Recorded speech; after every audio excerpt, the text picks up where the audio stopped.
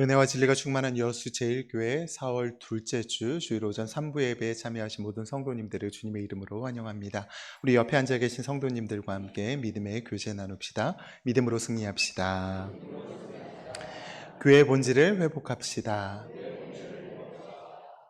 글로리아 합주단과 호산나 찬양대 주악에 맞춰 묵상 기도하심으로 주일 오전 3부 예배 하나님 앞에 드립니다.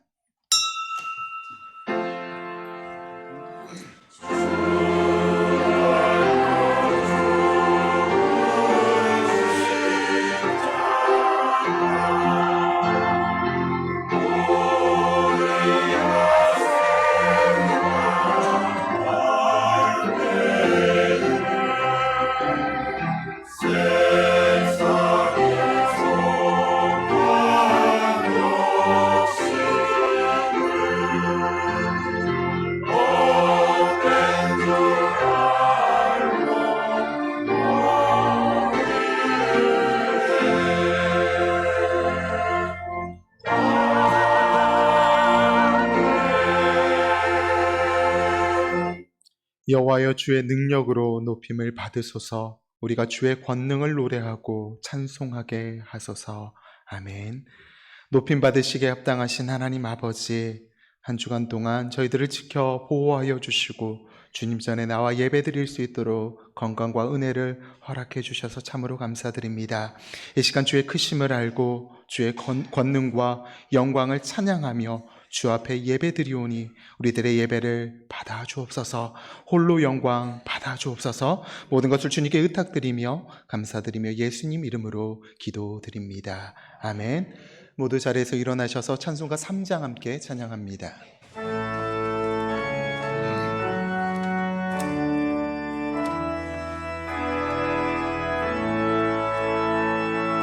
성부 성자와 성령 찬송과 영광 돌려 보내세. 대초로 지금까지 또 영원 무궁토록 성삼 있게 영광 영광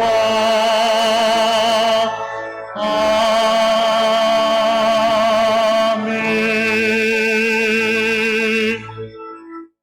성시교독 75번 마태복음 6장 말씀입니다. 그러므로 내가 너희에게 이르노니 목숨을 위하여 무엇을 먹을까 무엇을 마실까 몸을 위하여 무엇을 입을까 염려하지 말라.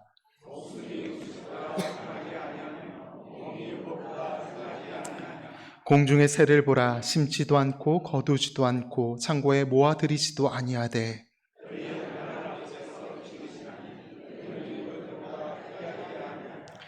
너희 중에 누가 염려함으로 그 길을 한 자라도 더할 수 있겠느냐. 들의 백합화가 어떻게 자라는가 생각하여 보라. 그러므로 염려하여 이르기를 무엇을 먹을까 무엇을 마실까 무엇을 입을까 하지 말라.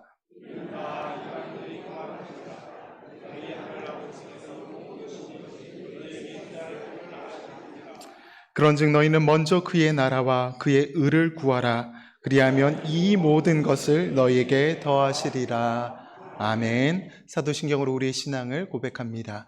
전능하사 천지를 만드신 하나님 아버지를 내가 믿사오며 그 외아들 우리 주 예수 그리스도를 믿사오니 이는 성령으로 잉태하사 동정녀 마리아에게 나시고 본디오 빌라도에게 고난을 받으사 십자가에 못 박혀 죽으시고 장사한 지 사흘 만에 죽은 자 가운데서 다시 살아나시며 하늘에 오르사 전능하신 하나님 우편에 앉아 계시다가 저리로서 산 자와 죽은 자를 심판하러 오시리라.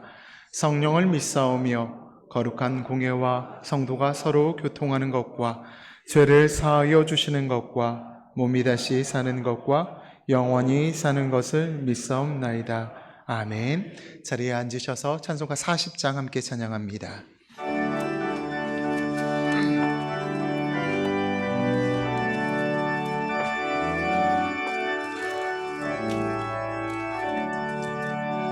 찬송으로 보답할 수 없는 큰 사랑 주님께 영광 할렐루야 형제 자매 모두 함께 모여 찬송을 주님께 영광 할렐루야 하나님의 자녀여 크게 찬송 부르며 밝고 거룩한 길로 기쁨으로 나아가 주의 보좌 앞으로 속히 들어가겠네 주님께 영광 할렐루야 우리 받은 주님 은혜 한량 없도다 주님께 영광 할렐루야 기쁜 찬송 부르면서 천국 가겠네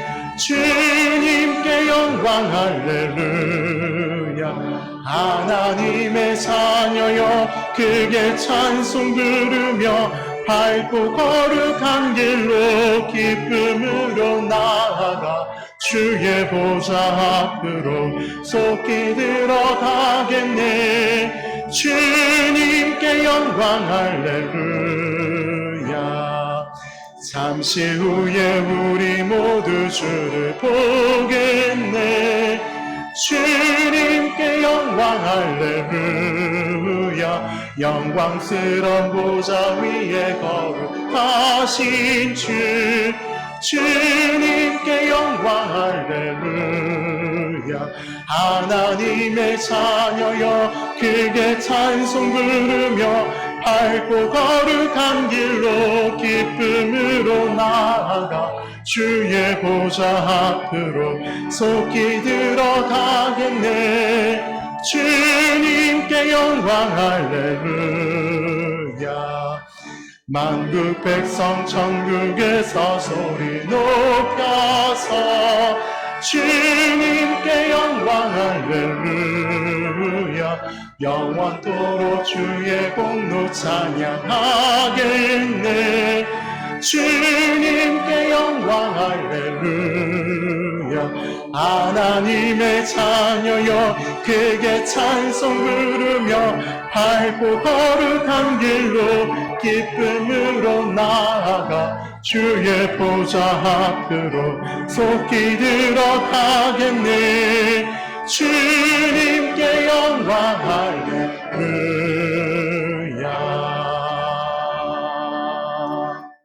우리를 대표해서 최석주 장로님이 기도 인도하실 때 다 함께 기도드리겠습니다. 저희들을 피조물 중에 첫 열매 삼아주신 하나님, 만물이 시절을 따라 하나님의 창조 섭리에 순응함을 보면서 이 시간 저희들은 하나님 자녀로서 최상의 경배와 찬양을 드리고자 합니다. 이곳에 임재하여 주시고 저희를 성령과 진리로 충만케 하여 주시옵소서. 세세토록 영광을 받으시기에 합당하신 하나님, 모든 빛의 아버지가 되시고 위로부터 온갖 좋은 은사와 온전한 선물을 내려주심에 감사합니다. 자비로우신 하나님, 포도나무 되시는 예수님과 연합하여 하나님께 드릴 좋은 열매를 맺고 사는지 되돌아봅니다. 생각과 말, 행동 속에 뿌리 내려진 오래된 죄악들을 회개하오니 용서하여 주시옵소서. 예수님 이름으로 어둠을 물리치고 어린 양의 혼인잔치에 참여할 예복이 깨끗하게 준비되어 있는지 알 수 있도록 영안을 열어 주시옵소서. 구원의 하나님, 구원받은 성도가 이 땅을 떠나 천국 문 앞에서 천국 들어갈 준비를 할 수 있는 게 아니라 지금 현재 이 모습 이대로 하나님 앞에 바로 서게 될 텐데 그 때를 대비하여 늘 깨어있는 성도로 살아가길 원합니다. 하나님, 육의 몸이 있은즉 영의 몸이 있다는 성경 말씀을 기억합니다. 저희들이 하늘에 속한 자의 형상을 늘 완성하면서 살아가기를 간절히 기도합니다. 사랑의 주님, 기름 부어 세우신 담임 목사님께 주신 말씀을 통해 우리 성도들이 하나님 만나게 해주시고 뜻을 깨닫고 순종하는 귀한 인생들이 되도록 복 내려 주시옵소서. 동역하시는 교역자님들의 가르치는 일과 사랑으로 돌보는 사역 위에 하늘의 지혜와 지식으로 충만케 하여 주시옵소서. 역사의 주권자 되신 하나님, 이번 총선을 통해 세워진 나라의 일꾼들을 다스려 주시고 이 땅에 평강을 내려 주시옵소서. 오늘도 지구촌 선교지를 지켜주시고 성령의 생기로 충만하게 채워 주시옵소서. 찬양을 기뻐하시는 하나님, 구별된 좌석에서 예복을 입고 믿음으로 드리는 호산나 찬양대와 글로리아 합주단의 찬양을 연락하여 주시옵소서. 성도들의 마음속 중심, 가장 귀한 자리에 성령 하나님을 모시고 살기를 원하오며 예수님 이름으로 기도합니다. 아멘.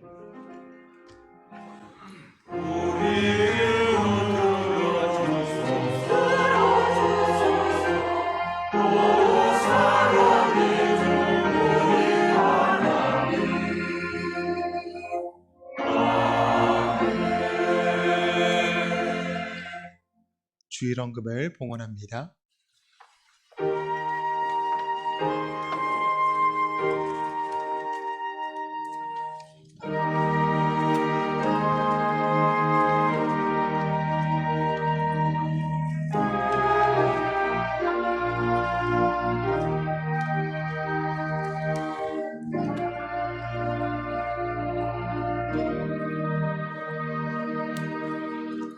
담임 목사님께서 목회 기도 인도해 주시겠습니다. 사랑과 은혜가 풍성하신 하나님 아버지, 아름다운 계절을 허락하시고 복된 주일에 저희의 발걸음을 예배의 자리로 인도해 주심을 감사드립니다. 세상의 즐거움과 이 세상의 편안함보다 하나님을 예배함이 가장 큰 기쁨이 됨을 고백합니다. 이 시간 예수 그리스도의 보혈을 의지하여 나아갈 때 말씀 충만, 성령 충만의 풍성한 은혜를 내려 주시옵소서. 또한 다음 세대를 세우는 교회가 되기를 원합니다. 사랑하는 자녀들과 손주들이 다시 하나님께 돌아오게 하시고 주일 성수와 말씀 생활과 기도 생활이 회복되게 하여 주옵소서. 주일 학교를 기억하시어서 영유아 유치부, 초등부, 중고등부, 대청부에 부흥의 은혜를 내려 주옵소서. 특별히 여름에 인도네시아 단기 선교를 기도하며 준비하고 있습니다. 많은 자녀들과 청년들이 결단하고 참여하게 하시고 열방을 향한 하나님의 마음, 교회를 향한 하나님의 사랑을 깨닫고 하나님께 쓰임받게 하여 주옵소서. 기도하며 준비하시는 교육자들과 선생님들, 선교 부원들에게 위로와 힘을 허락해 주옵소서. 이번 주 금요일에는 금요 기도회가 있습니다. 금요 기도회를 통하여 교회 안에 기도의 불길이 타오르게 하시고 부르짖는 기도를 통하여 가정과 교회가 회복되게 하여 주옵소서. 부모님들과 자녀들이 함께 손을 잡고 기도하며 응답받는 시간이 되게 하시고 구역 식구들과 선교사님들을 위하여 중보하는 기도회가 되게 하여 주옵소서. 또한 몸이 아픈 환우들과 병상에 있는 지체들이 있습니다. 수술받은 성도들, 또 암과 어려운 질병으로 고통 중에 있는 성도들 만져주시고 회복시켜주시고 치료하여 주시옵소서. 장례를 당한 가정이 있습니다. 하늘의 소망과 위로를 허락하여 주옵소서. 이 시간 하나님 앞에 아름다운 찬양을 올려드리는 글로리아 합주단과 호산나 찬양대를 기억하여 주시고 하나님 홀로 영광 받아 주옵소서. 또한 이 시간 힘을 다하여 하나님 앞에 귀한 예물 드리는 모든 손길들 기억하여 주시고 차고 넘치는 은혜를 베풀어 주옵소서. 주일 예물과 감사 예물, 선교 구제 벽돌 예물과 11조를 드리는 모든 손길들 기억하여 주시고 이 경기가 어려운 이때 사업장과 직장마다 번성케 되는 복을 내려 주시옵소서. 예물이 사용되는 곳마다 예수님의 복음이 놀랍게 크게 전파되는 역사들이 나타나게 하여 주시옵소서. 이 시간 말씀 드릴 때 저희들의 마음을 만져주시고 열어주셔서 겸손한 마음으로 가난한 심령으로 주의 말씀 듣고 순종할 수 있도록 인도하여 주시옵소서. 감사드리며 예수님의 이름으로 기도드립니다. 교회 소식을 알려드립니다. 주보를 참조해 주시기 바랍니다. 새로 나오신 분들을 주님의 이름으로 환영합니다. 예배 후 비전센터 2층 세가죽실에 꼭 들러주시기 바랍니다. 이번 주는 금요 기도회가 있는 주간입니다. 금요 기도회가 19일 금요일 오후 8시 본당에서 있습니다. 금요 기도회 전 특별 공연에 참여하실 분들은 김현웅 목사님에게 접수해 주시기 바랍니다. 다음 주 오전 1, 2, 3부 예배 시 이른 양 찾기 선포식과 함께 이른 양 작정 시간이 있습니다. 여기서 이른 양은 장기 결석자 혹은 예비 신자를 의미합니다. 기도로 준비해 주시기 바랍니다. 1, 2, 3, 4 여전도의 원래가 3부 예배 후 12시 50분 각 사무실에서 있습니다. 그린대학이 화요일 오전 10시 임마누엘 회관에서 있고요. 전도부 모임이 화요일 오후 1시 로뎀에서 있으며 기도 모임 후 노방전도를 합니다. 여수시 조찬 기도회가 16일 화요일 오전 7시 본당에서 있습니다. 이번 주 수요 예배 찬양은 남전도회입니다. 남전도회 찬양 연습이 수요일 오후 6시 30분 비전센터 3층 세미나실에서 있습니다. 이른 양 찾기 일정이 주보에 기록되어 있습니다. 참고해 주시고 믿음으로 기도하고 함께 동참해 주시기를 부탁드립니다. 단기 선교가 7월 31일 수요일부터 8월 6일 화요일까지 박근석 선교사님이 사역하시는 인도네시아 바탐에서 있습니다. 자세한 사항은 선교부 김소라 간사님에게 문의해 주시기 바랍니다.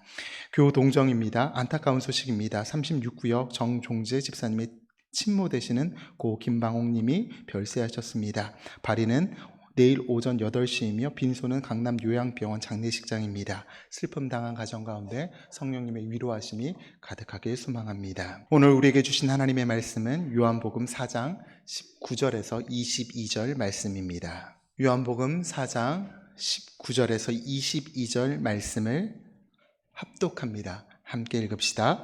여자가 이르되 주여 내가 보니 선지자로소이다. 우리 조상들은 이 산에서 예배하였는데 당신들의 말은 예배할 곳이 예루살렘에 있다 하더이다. 예수께서 이르시되 여자여 내 말을 믿으라.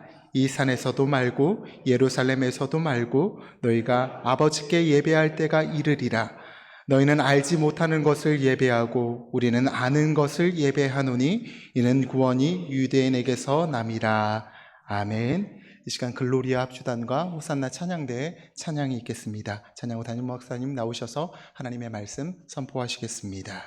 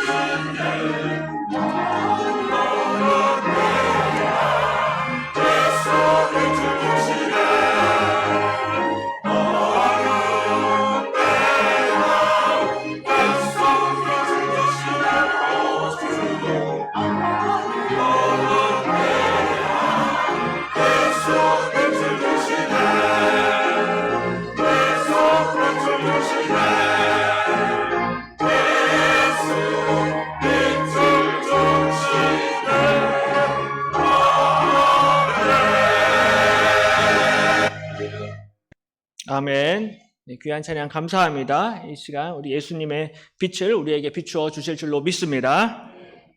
이 나라가 영적인 무지 가운데, 영적인 어두움 가운데 있었습니다. 그래서 영적으로 무지할 때는 많은 사람들이 또 미신과 또 무속신앙을 따르고 믿었습니다. 그리고 이러한 이 미신 또 무속신앙의 영향이 여전히 오늘날까지 남아 남아 있어가지고요. 믿지 않는 사람들은 이사를 갈 때도 손 없는 날을 잡아서 더 많은 이사 비용을 지불하고서 손 없는 날, 귀신 없는 날을 잡아서 이사를 하는 사람들이 있습니다. 또 자녀들을 결혼시킬 때도요, 사주와 궁합을 보면서 사주와 궁합을 통해서 결혼을 시키는 그런 분들도 계십니다. 심지어는 이제 교회를 다니시는 분들도 여전히 사주와 궁합을 보시고 또 점쟁이를 찾아가시는 분들도 있다고 합니다. 그래서 서울에서 이제 점을 가장 많이 보는 이 점쟁이들 모여 있는 곳이 이제 미아리 점송촌이라고 있는데요.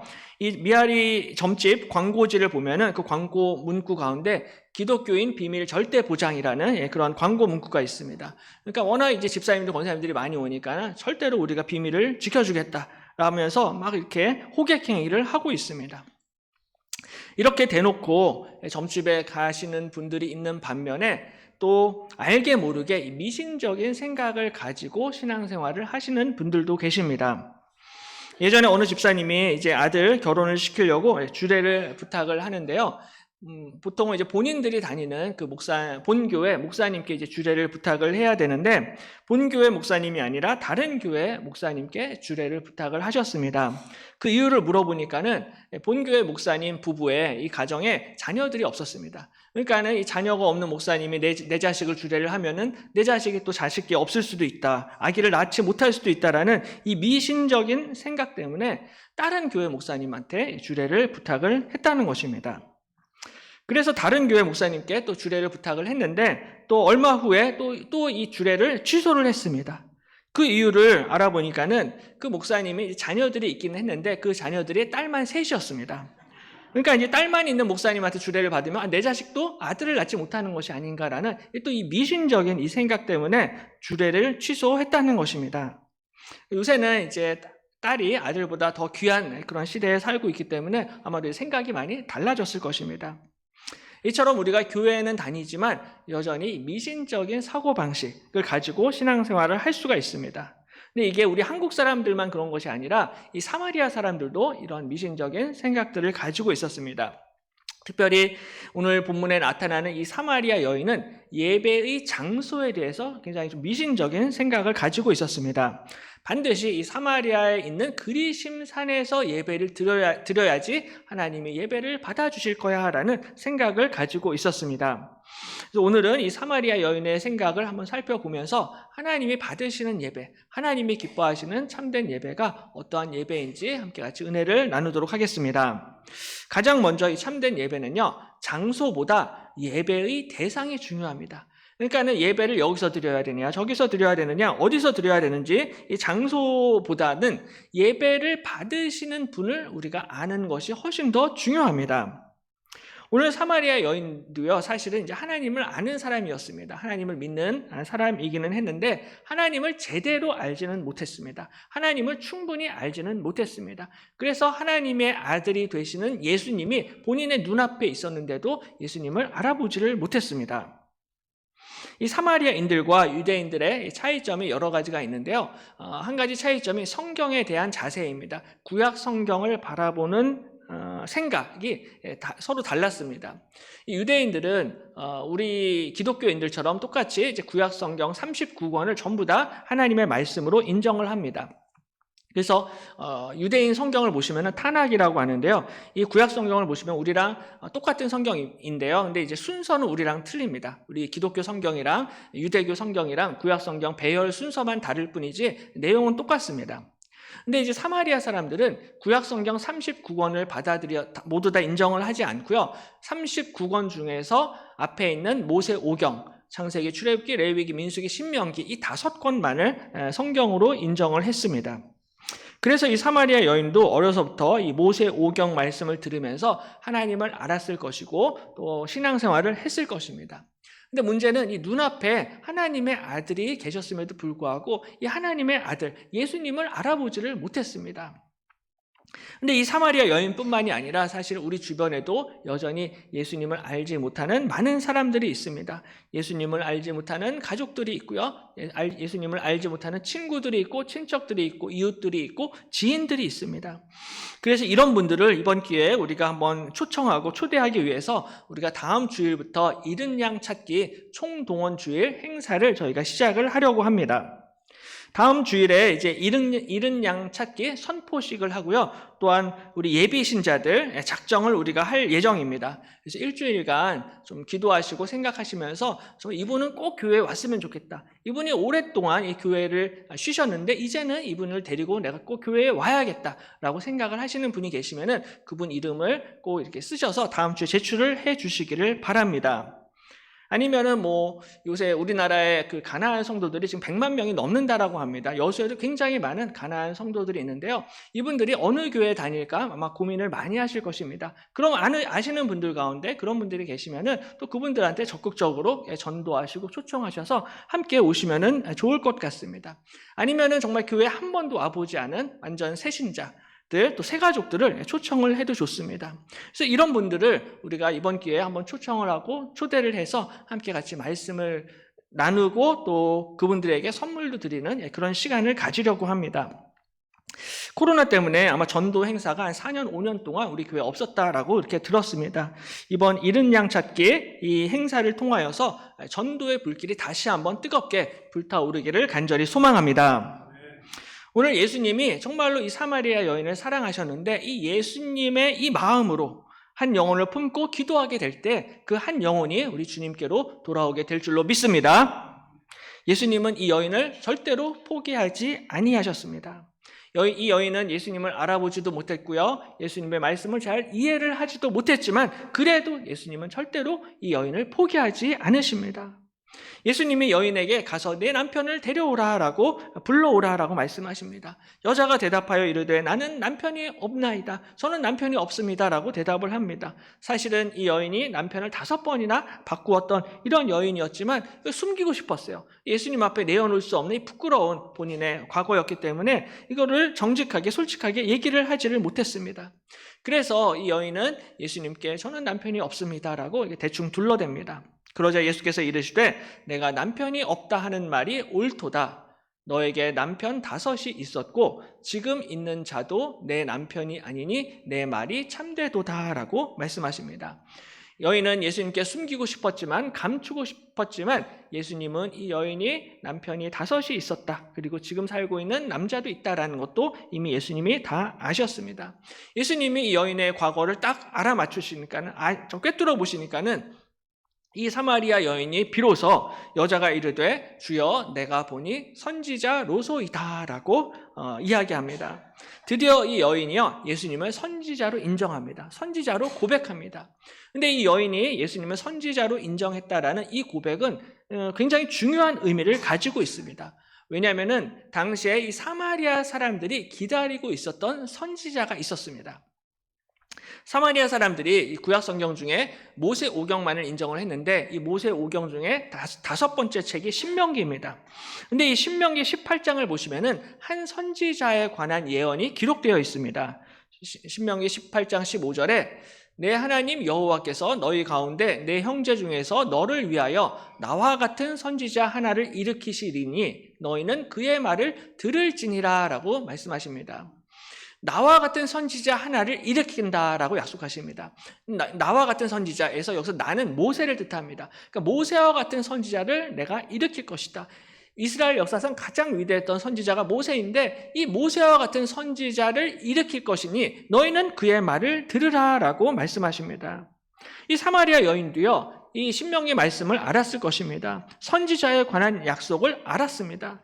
그래서 이 모든 사마리아인들은 역사적으로 이 하나님이 약속하신 선지자를 기다렸습니다. 이것을 사마리아 사람들은 타헤브라고 이렇게 이야기를 하는데요. 번역하면 회복하는 자라는 뜻입니다.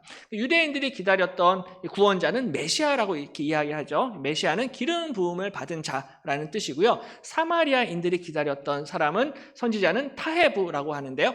회복하는 자라는 뜻을 가지고 있습니다. 그러니까는 이 메시아가 오시면 이스라엘이 다시 회복되는 것처럼 사마리아 사람들도요, 타헤부가 오시면은 사마리아 왕국이 다시 회복될 줄로 믿었습니다. 그래서 바로 그 하나님이 약속하신 선지자가 올 것이다 라는 이런 소망과 기대와 믿음을 가지고 있었습니다. 근데 예수님이 이 여자를 보자마자 이 여자의 과거를 다 꿰뚫어 보시는 것을 여인이 보고서는 이분이 바로 그 선지자이시구나 라고 깨닫게 됩니다. 예수님을 알아보지 못했던 여인이 드디어 예수님을 하나님의 선지자로 인정합니다. 주여, 내가 보니 당신이 선지자이십니다 라고 고백합니다.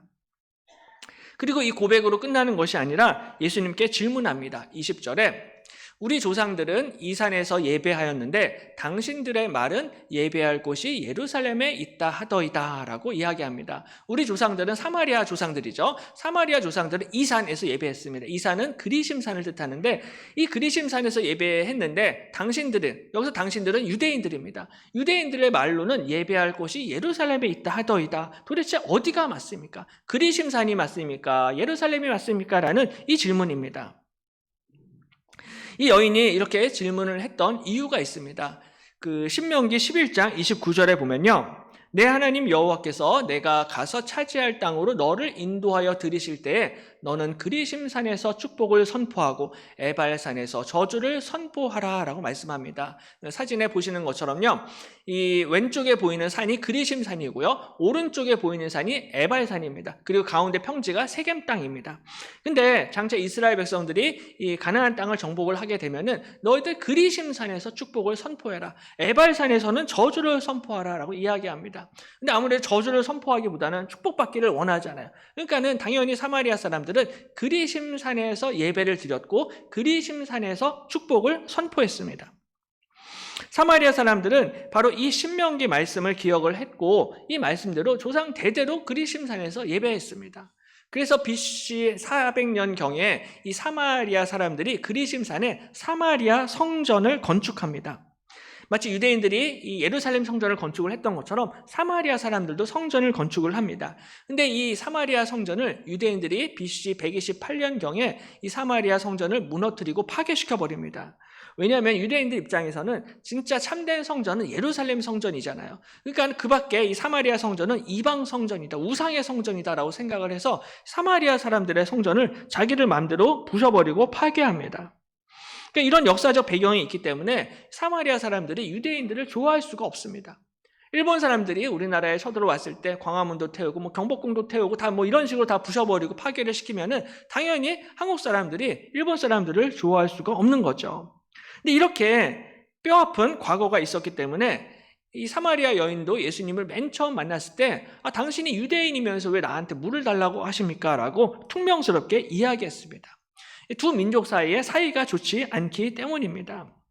사마리아 사람들은 신명기 말씀에 따라서 그리심산에서 예배를 드려야 된다. 근데 유대인들은 아니다, 예루살렘에서 예배를 드려야 된다라고 서로 이 장소에 대해서 이 미신적인 생각을 가지고 내 장소가 맞다라고 서로 싸우고 분쟁했습니다. 근데 그게 지금 2000년이 지났는데도요, 여전히 유대인들과 팔레스타인 사람들과 아랍 국가들 사이에서 이 분쟁과 전쟁이 멈추지 않고 있습니다. 그래서 어저께 뉴스를 보니까 이제는 이란까지 이제 이 팔레스타인 전쟁에 참전한다라는 그런 뉴스를 보았습니다. 이러한 오늘날의 이 팔레스타인 분쟁은 단순히 종교적인 이유뿐만이 아니라 정치적, 경제적, 군사적, 민족적 아주 복잡한 다양한 이유가 그 안에 있지만 그 안에는 예루살렘 중심적인 사고방식이 깔려 있다는 거죠. 사마리아인과 유대인 모두 그리고 세상 종교인들 대부분이 이 장소에 대해서 미신적인 생각을 가지고 있습니다. 그래서 이곳이 성지인 것처럼, 이곳이 성전인 것처럼, 여기서만 예배를 해야지 하나님이 받으시는 것처럼 미신적인 생각을 가지고 있습니다. 그래서 이 여인이 예수님께 질문을 던졌고요. 예수님이 이렇게 대답하십니다. 21절에 예수께서 이르시되 여자여 내 말을 믿으라. 이 산에서도 말고 예루살렘에서도 말고 너희가 아버지께 예배할 때가 이르리라 라고 말씀하십니다. 이 예배의 장소를 물어보는 이 여인에게 예수님은 그리심산도 아니다, 예루살렘도 아니다라고 말씀하십니다. 장소는 문제가 되지 않는다라는 것입니다. 그리심산이냐 예루살렘이냐 이런 예배의 장소가 예배의 본질이 아니다라는 거죠. 물론 좋은 예배의 당이 있으면 좋고요, 건물이 있으면 좋고 또 좋은 음향 시스템과 조명이 있으면 좋겠지만 그런 것들이 예배의 본질적인 부분은 아니다라는 것입니다. 진짜 하나님이 기뻐하시는 예배의 본질, 진짜 하나님이 원하시는 참된 예배가 있습니다. 하나님이 기뻐하시는 참된 예배는 하나님 아버지께 드리는 예배입니다. 너희가 아버지께 예배할 때가 이르리라 라고 예수님이 말씀하십니다. 여기서 예수님이 말씀하시는 이 아버지는 예수 그리스도의 아버지이십니다. 그리고 예수님을 믿는 모든 하나님의 자녀들의 아버지가 되십니다. 예수님으로 말미암아 저와 여러분이 하나님 아버지께 예배를 드리게 되는 줄로 믿습니다. 이 예수님으로 말미암아 하나님이 이제 나의 하나님이 되시고 나의 아버지가 되시고 나의 아빠 아버지가 되시는 줄로 믿습니다. 그래서 로마서 8장 15절에 보시면요, 우리 한 목소리로 같이 읽겠습니다. 너희는 다시 무서워하는 종의 영을 받지 아니하고 양자의 영을 받았으므로 우리가 아빠 아버지라고 부르짖느니라. 아멘. 이제는 더 이상 우리가 하나님을 무서워하면서 무서워하는 종의 영을 가지고 하나님께 예배를 드리지 않는다라는 것입니다. 예전에는 내가 그리심산에서 벗어나면 하나님 앞에 혼날 것만 같았는데, 예전에는 예루살렘 성전 밖에서 제사를 지내면 하나님 앞에 혼날 것 같았는데, 이 무서워하는 종의 영을 가지고 예배를 드렸는데 이제는 더 이상 무서워하는 종의 영이 아니라 양자의 영을 받았습니다. 그러므로 예수 그리스도 안에서 하나님을 아빠, 아버지라고 부르짖으면서 예배 드리게 되는 것입니다. 우리가 예배하는 하나님은요, 무서우신 하나님이 아니라 아빠, 아버지이신 줄로 믿습니다. 장소보다 중요한 것은 바로 이 아빠, 아버지를 아는 것입니다. 내가 지금 예배하고 있는 이 하나님이 무서우신 그런 하나님이 아니라 나의 아빠가 되시고 나의 아버지가 되신다라는 사실을 믿으시기를 바랍니다. 그래서 예수님께서 주기도문을 가르치실 때 하늘에 계신 우리 아버지여라고 가르쳐 주십니다. 기도할 때도 하늘에 계신 우리 아버지여라고 기도하시고, 예배할 때도 하늘에 계신 우리 아버지여, 아빠 아버지여라고 부르짖고 기도하시기를 바랍니다. 우리가 예배를 드리는 그 하나님, 그 예배의 대상이 누구인지를 분명히 알아야 한다라는 것이죠. 또 한 가지 참된 예배는요, 예수 그리스도를 믿는 믿음으로 드리는 예배입니다. 하나님을 예배한다라고 해서 무조건 다 그냥 예배가 되는 것이 아니라 예수님을 믿는 믿음으로 드리는 예배를 우리 하나님 아버지께서 받아주실 줄로 믿습니다. 그래서 이 부분에 대해서 또 2주 전에 우리 수요 예배 때 그 에스와티니의 남웅 선교사님이 오셔서 말씀을 전해 주신 적이 있습니다. 이 선교사님이 예전에 이제 선교지에 처음에 이제 도착을 했을 때 보니까는 이 현지 사람들이 하나님께 예배도 잘 드리고 또 하나님 앞에 열심히 기도하는 모습을 보셨다라고 합니다.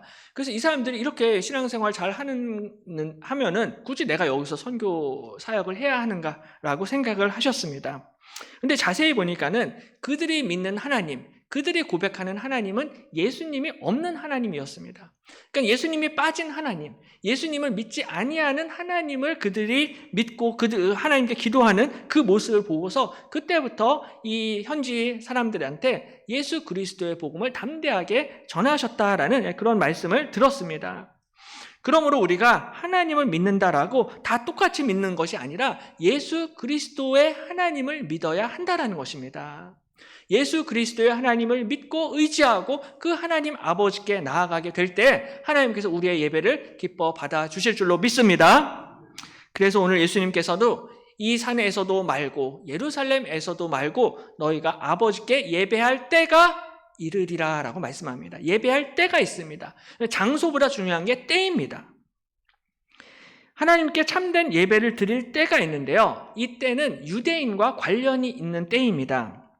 22절에 너희는 알지 못하는 것을 예배하고 우리는 아는 것을 예배하노니 이는 구원이 유대인에게서 남이라 라고 말씀합니다.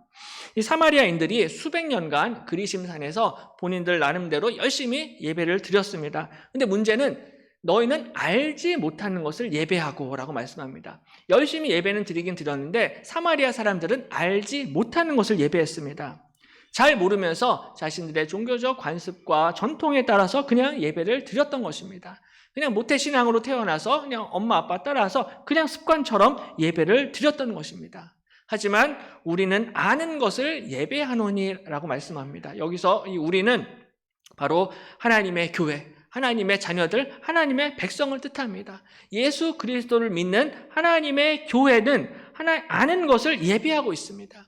여기서 안다라는 것은요, 바로 구원이 유대인에게서 난다라는 것을 아는 지식을 뜻합니다. 구원이 유대인에게서 난다라는 것은요, 창세기에서 약속하신 하나님의 약속의 말씀을 우리가 좀 이해를 할 필요가 있습니다. 하나님이 이 갈대아 우르에서 아브라함을 불러내셨고요, 아브라함에게 약속을 하십니다. 너의 자손으로 말미암아 온 열방이 복을 받게 될 것이다 라는 이 귀한 약속의 말씀을 주셨는데요, 이 축복의 약속이 아브라함의 자식인 이삭에게 이어졌고요, 또 이삭의 자식인 야곱에게로 이 축복이 이어지게 됩니다. 야곱이 이 약속을 잘 알고 있었기 때문에 어떻게든 이 축복을 받기 위해서 아버지를 속이고 형도 제껴가면서 본인이 이 축복을 몽땅 차지해버립니다. 근데 본인이 받은 이 축복을 이제 내가 죽기 전에 또 야곱의 12아들들에게 나누어 줍니다. 그 장면이 이제 창세기 49장에 나와 있는데요. 창세기 49장에서 12아들들한테 전부 다 이 축복을 이제 나누어 주는데 순서대로 장자 루벤을 시작을 해서 그 다음에 시므온, 레위, 그리고 넷째 유다를 축복을 하는데요. 특별히 이 유다를 특별하게 축복합니다. 우리가 창세기를 쭉 보면은 창세기 후반부의 주인공이 요셉이라는 사람입니다. 꿈꾸는 자가 오는도다. 그래서 요셉 이야기 굉장히 많이 하는데요. 요셉이 주인공이기 때문에 당연히 야곱이 축복을 할 때 요셉의 두 아들 에브라임과 므낫세에게 가장 큰 축복을 할 것으로 예상을 했는데 요셉이 아니었습니다. 에브라임과 므낫세가 아니라 갑자기 여기서 유다가 치고 올라옵니다. 그래서 창세기 49장 8절 10절에 보면요, 우리 한 목소리로 한번 읽어보도록 하겠습니다. 유다야, 너는 내 형제의 찬송이 될지라. 내 손이 내 원수의 목을 잡을 것이요 내 아버지의 아들들이 내 앞에서 절하리로다. 규가 유다를 떠나지 아니하며 통치자의 지팡이가 그 발 사이에서 떠나지 아니하기를 실로가 오시기까지 이르리니 그에게 모든 백성이 복종하리로다. 아멘. 바로 이 유다를 특별하게 축복을 하는데요, 유다야, 너는 내 형제의 찬송이 될 것이다 말씀합니다.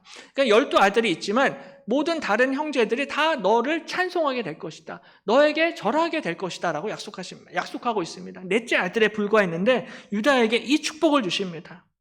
뿐만 아니라 규가 유다를 떠나지 아니하며 통치자의 지팡이가 그 발 사이에서 떠나지 아니할 거다라고 약속합니다. 이 규는 왕의 지팡이, 왕의 통치권과 왕권을 뜻하는 것입니다. 그런데 이 왕권과 통치자가 유다를 떠나지 아니할 것이고요, 실로가 오실 때까지 함께할 것이다 라고 약속하고 있습니다. 그리고 실로가 오시게 되면은 모든 백성이 실로에게 복종할 것입니다. 실로는 이스라엘의 구원자, 이스라엘의 왕, 이스라엘의 통치자를 뜻합니다. 실로가 오시는데 바로 그분이 이 유다 지파에게서 난다는 것입니다. 쟁쟁한 형들이 있었고요, 잘 나가는 요셉이 있었는데 이 모든 사람들을 다 제쳐버리고 유다 지파에서 실로가 오신다라는 약속입니다. 바로 이러한 의미에서 구원이 유대인에게서 나는 것이다 라고 오늘 예수님이 가르쳐 주십니다. 근데 사마리아 사람들도 신앙생활은 오래 했지만 이 부분을 간과했습니다. 본인들도 어려서부터 모세오경은 배웠기 때문에 창세기 말씀도 알았을 것입니다. 하지만 구원이 유대인에게서 난다라는 것이 무엇인지 정확히 이해를 하지를 못했습니다. 창세기 49장에서 이 유다를 향한 야곱의 예언이 무엇을 뜻하는지 알지 못했습니다. 그러다 보니까 수백 년간 알지 못하는 것을 예배하였습니다. 그래서 오늘날까지 계속해서 예루살렘을 갖고 예루살렘이냐 그리심산이 맞느냐 이거를 갖고 사람들이 논쟁하고 싸우고 있습니다. 근데 성경에서는 분명히 실로가 오시기까지 이르리니 그에게 모든 백성이 복종하리로다라고 말씀하고 있습니다. 바로 유다 지파에게서 실로가 오시는 때가 분명히 있다는 것입니다. 그 때가 되면 모든 백성이 그 실로에게, 메시아에게 복종하게 될 것입니다. 그래서 오늘 예수님은 바로 이 때를 말씀하신 것입니다. 그리심산이냐 예루살렘이냐 이 장소가 중요한 것이 아니라 중요한 것은 실로가 오시는 때입니다. 예수 그리스도가 이 땅에 오시는 때가 있다라는 것입니다. 그리고 예수님이 오시는 바로 그때 모든 백성이 그에게 복종하게 될 것이고 바로 그에게 참된 예배를 드리게 될 것이다 라고 약속하십니다. 그리고 마침내 그 야곱이 예언했던 실로가 이 땅에 오셨습니다. 이 땅에 오셔서 지금 사마리아 여인 앞에 서 계십니다. 그러므로 누구든지 실로이신 예수 그리스도를 믿고 영접하는 자들은 구원을 얻게 될 줄로 믿습니다. 우리 앞에 하나님이 약속하신 통치자 실로가 오셨다라는 것입니다. 그래서 요한복음에서는 영접하는 자 곧 그 이름을 믿는 자들에게는 하나님의 자녀가 되는 권세를 주셨으니 라고 말씀합니다. 예수님을 믿고 예수님을 영접하는 자들에게는 하나님이 하나님의 자녀가 되는 놀라운 권세를 주시는 줄로 믿습니다. 그러므로 예수님을 믿는 자들은 이제 아빠, 아버지라 부를 수가 있습니다. 아빠, 아버지께 마음껏 예배하고 아빠, 아버지를 찬양할 수가 있게 된다라는 것입니다. 그러므로 아빠, 아버지께서 오늘 저와 여러분의 예배를 기쁘게 받아주실 줄로 믿습니다. 이것이 바로 하나님이 약속하신 예배의 축복입니다.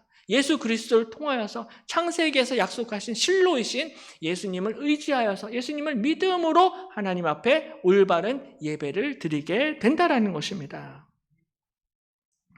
이제 말씀을 맺겠습니다. 예수님을 만나기 전까지 이 여인은 계속해서 현실적인 문제를 굉장히 많이 생각을 했습니다. 그러니까 주로 눈에 보이는 것에만 많은 관심을 가지고 있었습니다. 그래서 예수님을 만나고서도 예수님을 보면서 당신은 지금 물 기를 그릇도 없는데 나한테 어떻게 물을 줄 수가 있겠습니까?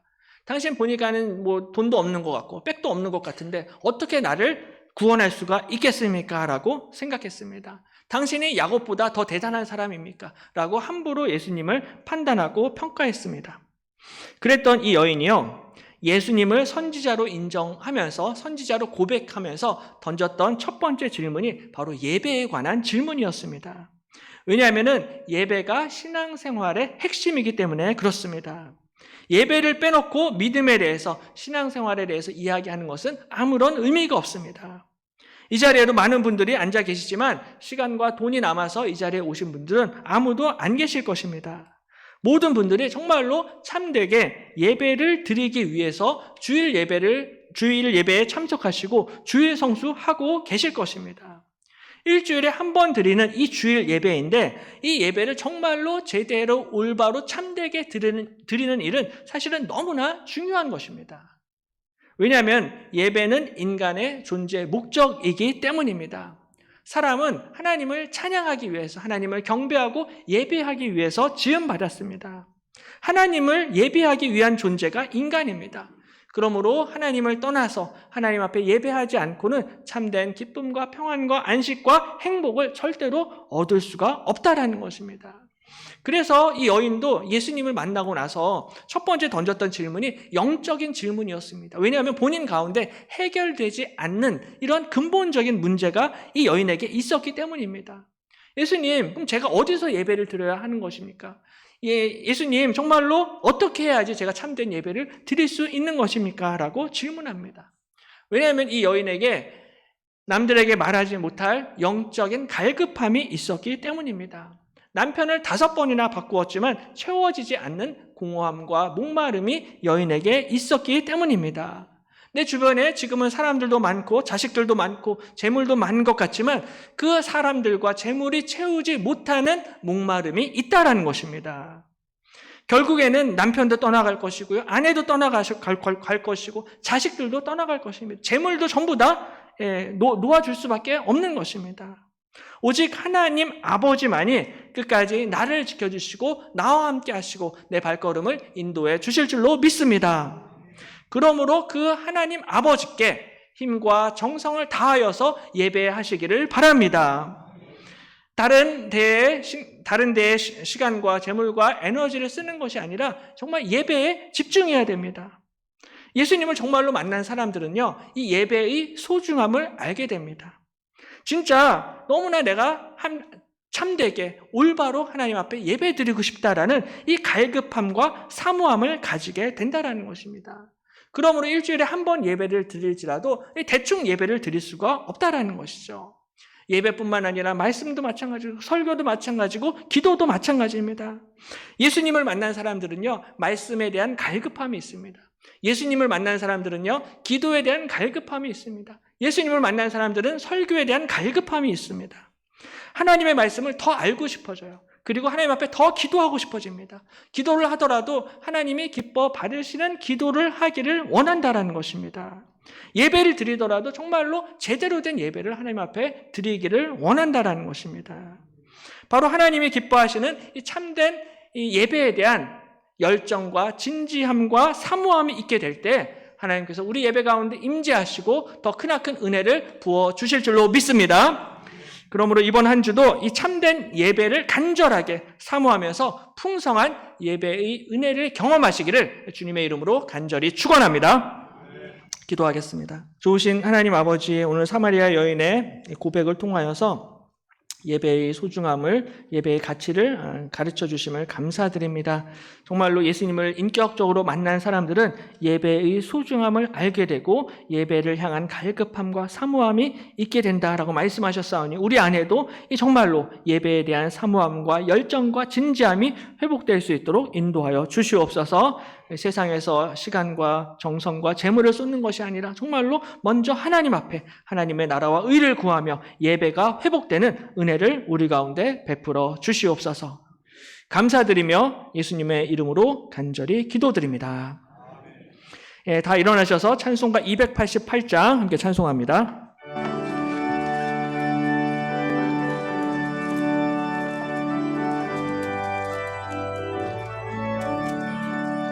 예수를 나의 구주 삼고 성령과 피로써 거듭나니 이 세상에서 내 영혼이 하늘의 영광 누리도다. 이것이 나의 간증이요 이것이 나의 찬송일세. 나 사는 동안 끊임없이 구주를 찬송하리로다. 온전히 주께 맡긴 내 영 사랑의 음성을 듣는 중에 천사들 왕래하는 것과 하늘의 영광 보리로다. 이것이 나의 간증이요 이것이 나의 찬송일세. 나 사는 동안 끊임없이 구주를 찬송하리로다.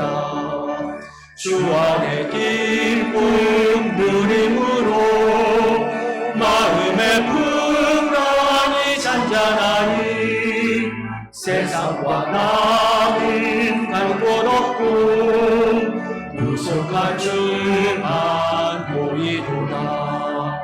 이것이 나의 간증이요 이것이 나의 찬송일세.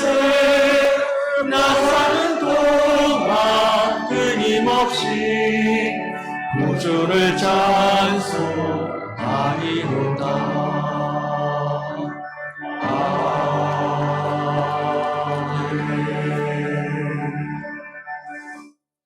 이제는 우리 주 예수 그리스도의 은혜와 하나님 아버지의 지극하신 사랑과 성령의 교통하심이 영적인 갈급함을 가지고 예배를 간절히 사모하며 하나님께 나아가시는 사랑하는 모든 주의 백성들과 그 가정과 자녀들 머리 위에 그리고 성도들의 모든 사업장 위에 지금부터 영원토록 함께 있을지어다.